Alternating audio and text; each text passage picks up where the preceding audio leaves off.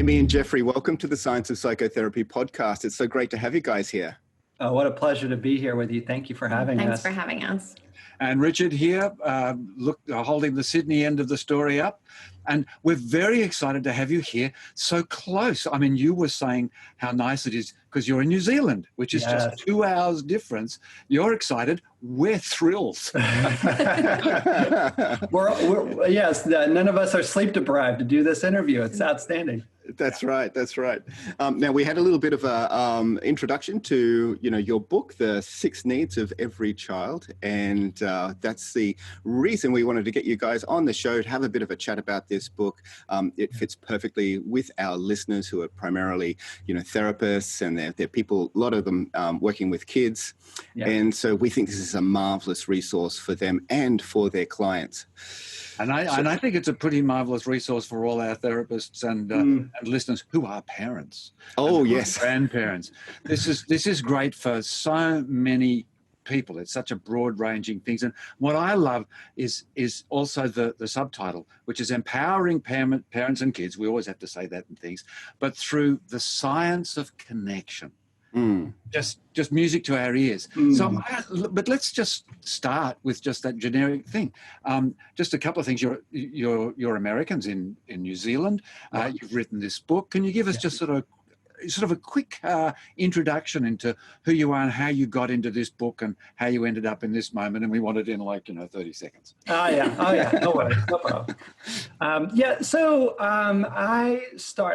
went to university and I wanted to study psychology, and I was having a hard time finding something to connect with. And I found a researcher there who was a student of Mary Ainsworth, and she introduced me to the field of attachment. I just fell in love with that paradigm, that idea of how humans connect with one another and how that affects development. I went on to University of Virginia and studied with another of Mary's students, one of her very first students at Johns Hopkins, Bob Marvin, and continued that work. And he was instrumental in developing a system for measuring in the strain situation, which your listeners are probably familiar with, attachment with preschoolers. So most people are familiar with the infant system. And he also developed with partners at Tulane and Washington what's called the Circle of Security intervention. And that was developed mainly for at-risk parents, foster care system, and really trying to support them to really move out of those pathways that were in that disorganized, disordered attachment pathway. I love that work. It's pretty intensive, using strange situations to look at relationships. It's hard to access those resources. And so for me as a clinician, I always had this desire and hunger to how do we take this information, which is so helpful for couples, for parents and their children, and make it more accessible broadly. And so over the last 10, 15 years, this sort of book was germinating for us. And Amy, she can speak for herself, but as raising 3 boys, this becomes really real life. And Amy came on board with that. And so we developed an idea of writing the book together. Right. So Jeffrey and I met when he was in graduate school. And so I feel like we've kind of been studying these concepts together for our whole life together as parents. We've been married for 22 years, and we have a 16-year-old, a 14-year-old, and a 9-year-old. And it's been really remarkable to me to see how the science really has spoken into our family life, and how when we're able to consider it and think about what the research has to tell us in digestible nuggets, it really can help us connect with our kids, which is so important. And I went through a period in my early years of being a mom that I just had trouble reading any parenting book because I felt so judged and I just felt like I was doing it all wrong. And so our heart was really to find a way to present this material in an accessible, shame-free way so that parents could enter in, but also, hey, we've all been in, this is hard. I mean, being with our kids sometimes feels so hard, but it's this journey that we're on with them that matters. And there are these ways that we can actually enter into the relationship and not only grow them, but we grow ourselves in the process. Right. It's really interesting, this thing. It's very much a Western culture, more Western culture than some of the other cultures. But this idea that we're the first ones doing it. Mm-hmm. I mean, people have been raising kids for quite a while. Right. And of course, one of my great interests, anthropology and various things, and looking at primate work, and Jane Goodall and some of the great people in there, and you can see all these similarities. I do remember, just as you're talking, both holding a 3-month-old orangutan, and that was kind of exciting. But then playing with 2-year-old orangutans, which was just an experience that has stayed with me and actually informed me about being parenting later, that there are fundamental elements Yes. that seem to go before even, going back into species before us, back into the strain. And you seem to have done that with this. I know these things, sometimes you look at, the 6 things of that, the 5 things of that, the 4 thing, but actually, to me, this is more like thinking in complex systems of what are the organizing principles? Yeah. And and you found 6 organizing type of principles, 6 needs that just are very universal. How long did it take you to sort of determine? Did you have like 50 and sort of whittle them down, or were they really apparent to you? I am curious about how these 6 emerged out of the extraordinary experience you've had. Yeah. So in my background in attachment, so Bowlby, not many people are aware. People are familiar with the attachment system and that whole idea of safe haven, threat, survival. But Bowlby it was influenced by systems theory, and he actually postulated several systems, the attachment system being one of those, the exploration system being another, the social system being another. And this idea that these instincts, these systems that are hardwired into us through evolution, interact with one another to meet developmental goals. And so the circle of security, which I mentioned earlier, really focuses on the interplay between the exploration system and the attachment system, or what folks call that proximity-seeking behaviors. That's how you see it in action. And so this book is really built on, okay, if you look at the exploration system, what's really going on there for a child? And what does that child need from his caregiver to maximize development in that sector, if you will? So exploration is that move out, that secure base from which a child goes out into the world and develops competency in the world. And that's balanced against the need to pull in. We talk about the refuge seeking, but this idea of proximity seeking, and what are the needs on that side? And that has to do with the competency of emotional self-regulation, which is so important to be able to thrive in the world. So the 6 needs basically piggyback on those 2 movements. So the first 3 needs, delight, support, and boundaries, are really what a child needs to frame that exploration move. And protection, comfort, and equipping, when we talk about equipping, are what frame that move back toward us when our emotions, when we're aroused, we're distressed. And what do we need to get back to that exploration system being turned on? So it's a circle, it's a movement in and out of those 2 systems, and those needs are embedded in them. Yeah, this is beautiful, this systems thinking. And like Amy said, we can have, just so many instructional books which are very formulaic, and you do ABC and your kids will turn out ABC, and if you don't, then you're a bad parent. And so thinking in systems, I'm wondering if we can break down these 6 and just give a very brief précis. Yeah. Just given that nice there's 2 sort of segments of it, that was interesting. Yeah. Yes, I'm sitting here as a dutiful student at the moment, please. Yes. So on the exploration side, the 3 needs, delight, support, and boundaries. Delight is probably the one that's most interesting to me. A little background. So there were, Mary had, I think, 6 original scales. So again, we focus on the infant side of attachment, but she was measuring maternal behavior in her field studies as well.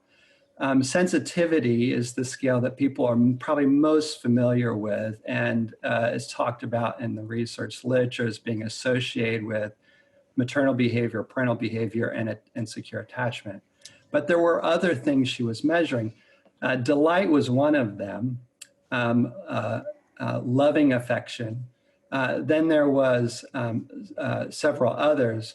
But delight, when I came back to look at a coding system with Bob Marvin to pair up with the attachment system, we really utilized those scales and took a look at them. And delight, to our surprise, I really wasn't expecting this. We expected sensitivity to be important for secure attachment.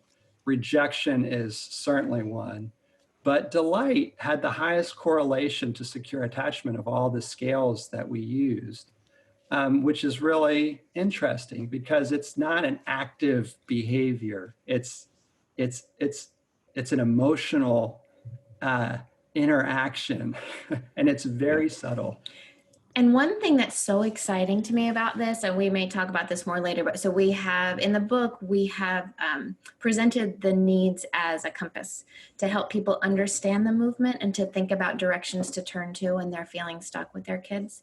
But in the book, we say our journey begins with delight, because we really do believe that so much of the systems that we build, if we want to build them healthily, have to make space for us to just delight in our kids. And what you mentioned earlier about people have created, particularly since the 70s, 80s, 90s, these methods and systems of parenting, these checklists and to-do lists. And what I really believe we've done is we've stripped the joy and delight out of just the natural responses that sometimes, this is what I felt my early mothering years. I wanted to wholeheartedly love my son, but I felt like maybe I'm doing something wrong if I don't correct that behavior. Maybe I'm doing something wrong if I don't follow this particular system right now. So I loved Jeffrey's just full on embrace of delight. I think if people get anything from the book, delight is the most important thing to us. So just as a quick thing, sorry, Jeff, just as a shout out to one of our other authors and who we had on, who works in trauma. And delight was one of his central focus. He talks about the delight in yourself and delight in other people having delight in you. So just a quick shout out, people go back and refer that to again. But what I love seeing in all kinds of different approaches and all kinds of different perspectives, the same stuff coming out. Then I think we're arriving at some kind of central truth. That's right. And delight is, so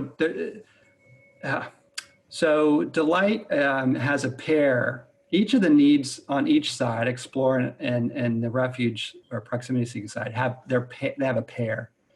Delight pairs with comfort on the bottom side. And both of those we call the mirroring needs, the I see you needs. And what's key to both of those needs is that there's no movement to control. It's just being present.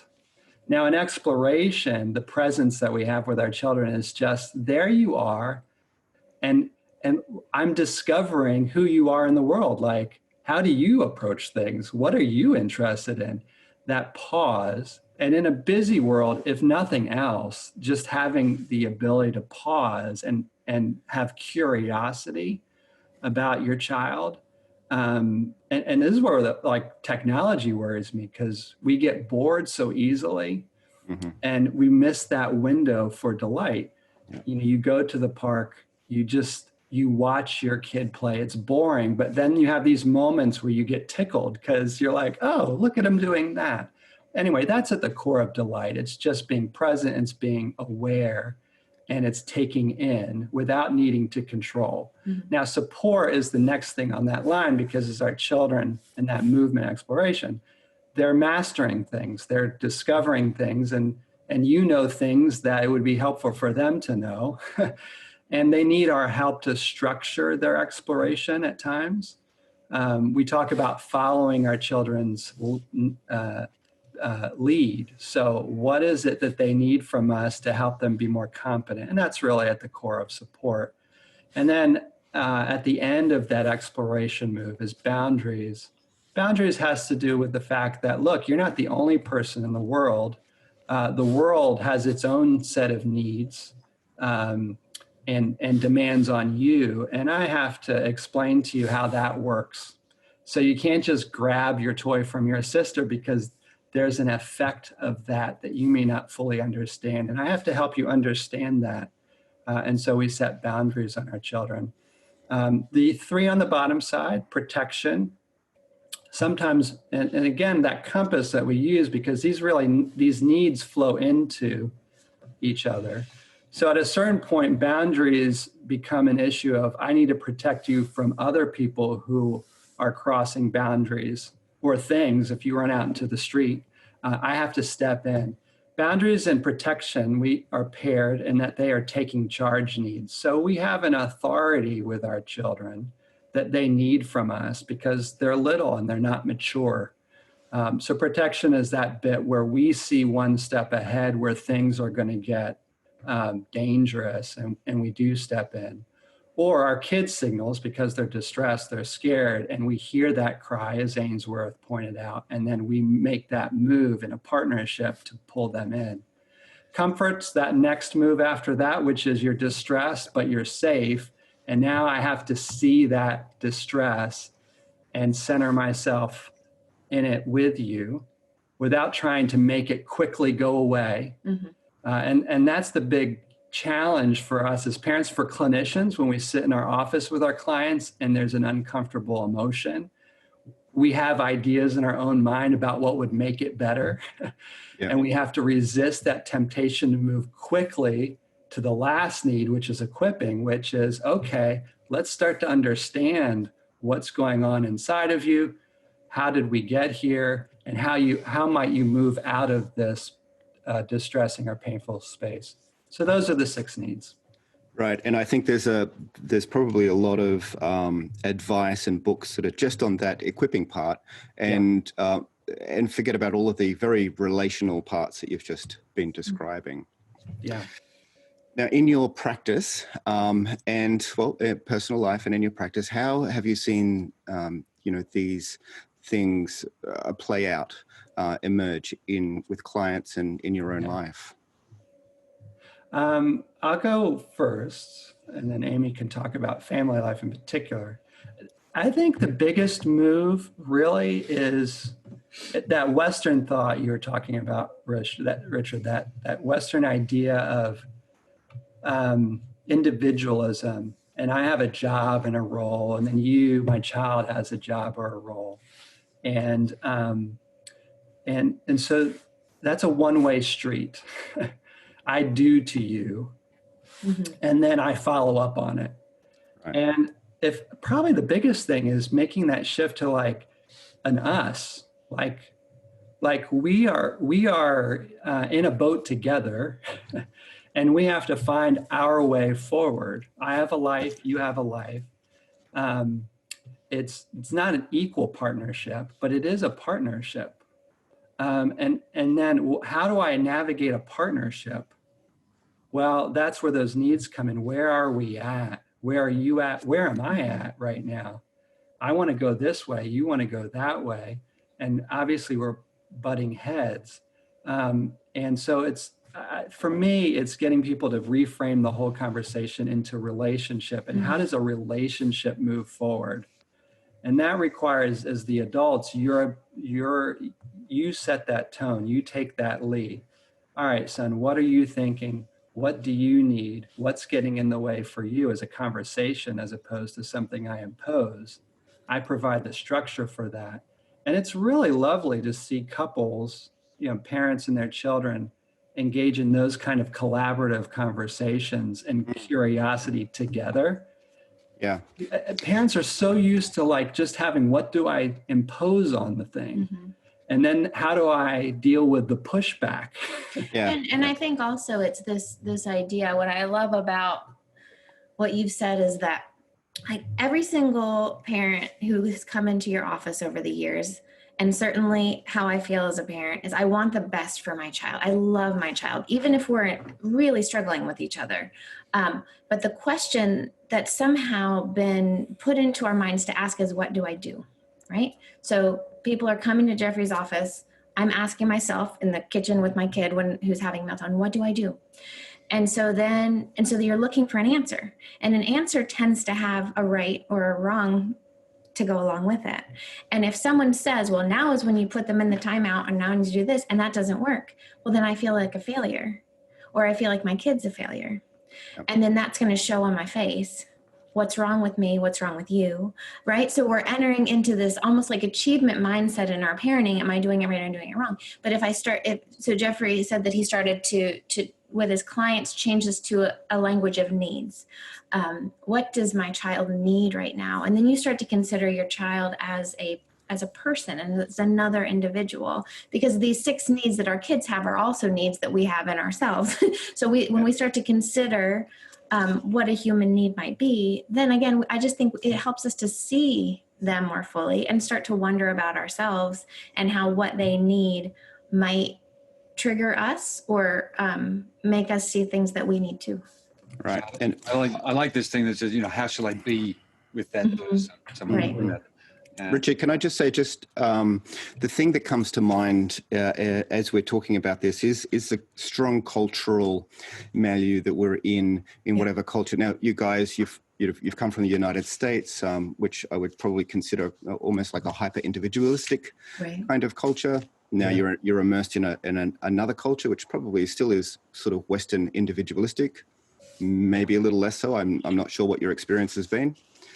And so when we talk about the universality of these concepts, how do you see that in terms of culture?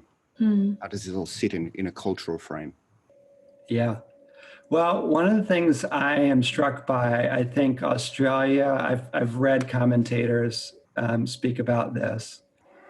You see it in the British Empire countries, this strong pull toward what would, in an attachment language, would be the dismissing, avoidant. Pull yourself up by your bootstraps. Get it together, pull it together, kind of tendency or move toward. And it's interesting, in the US, I think you see actually some diversity because it is a melting pot. You will get different flavors depending on your audience. But in that Northern European vein, you see a lot of that. And I see a lot of it here with Pakya, New Zealanders, for sure. It's interesting. I work in community mental health, and I work in under-resourced communities, a lot of Maori majority communities, and they have a different context. Theirs is a lot embedded in trauma, and it's more of a survival. It's a lot of traumatic recovery work that you're doing. Okay. It's interesting, though, in other, you see this some in the US, you get this sort of Southern Mediterranean influence where there's a lot more what we might view as that enmeshed or over-involved emotional pattern. So you see some of that, but much less. So I think the biggest things are just, what is the cultural history? For Maori and indigenous communities here, it's a traumatic one. It's generational trauma. I think I heard it very interesting. You get a lot of immigrants here and U.S. clinicians, so you get commentary on what it's like to be a clinician coming into the New Zealand context. And a lot of my colleagues have made note of that sort of dismissing tendency. And somebody pointed out, that there was early trauma for first white settlers here as well, in terms of that frontier culture and seeing a lot of pain and just survival on an island in a faraway land, and how that comes through generationally. You deal with it. And I just think about, how does this get passed on generationally? And it does. Attachment, we know it. we pass it on. Part of the hope of the book is to say it's not, even though it passes on, it's not written in stone. You can actually take charge of it, but you have to know what to look for, what you're working with. Mm-hmm. And that's what we hope with the book. We give you like, oh, here are the options. Here's what you might be missing. It's still going to be hard to move in those directions that your history, your neurology, your interpersonal neurology says, don't go there. But at least you're like, oh, wait a second, that's a human need. So what's getting in the way of me going there? And I think this is why Matt and I sort of urge everyone to shift from sort of linear causal thinking into this sort of systemic thinking, where it's rather than that those needs, those 6 elements that you brought out, are things that you should be causing in them. You say you've got to cause delight and cause support, that their fundamental underpinnings will emerge in different ways. Yeah. And then they become functional, but they also become dysfunctional. And I was just looking at those 2 of them there, boundaries and protection, have kind of got in some Western societies particularly, and certainly in some other, the subcontinent, I can see this, and a few other places, really mixed up. And of course, we've then got this behavior which we've termed helicopter parenting, or now curling, parenting.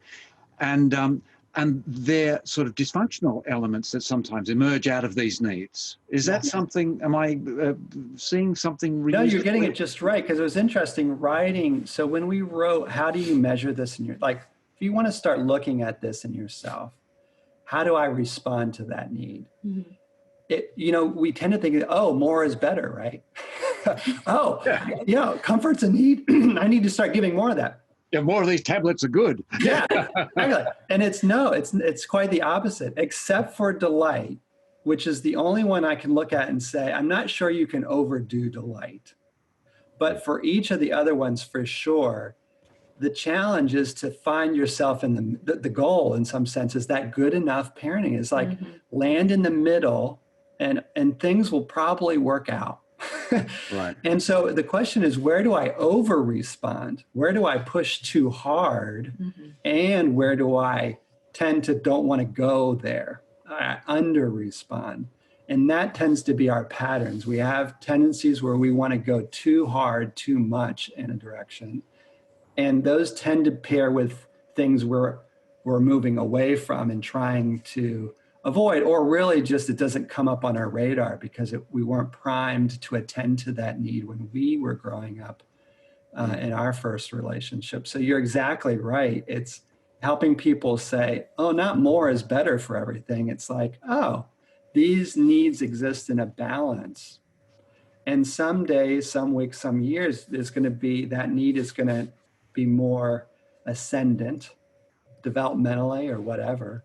And some other needs are going to be more ascendant at other points in our development, and we move and flow. It's a journey. It's surreptitious.